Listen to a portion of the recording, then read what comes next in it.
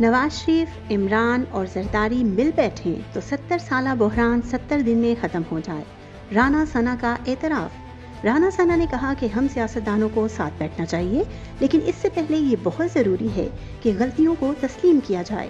میثاق جمہوریت میں بے نظیر بھٹو اور نواز شریف نے اپنی غلطیوں کو تسلیم کیا اور بات چیت میں پیش رفت ہوئی۔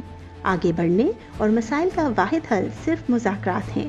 مذاکرات کی میز پر بیٹھنے سے پہلے اپنی غلطیوں اور کوتاہیوں کو تسلیم کرنا چاہیے۔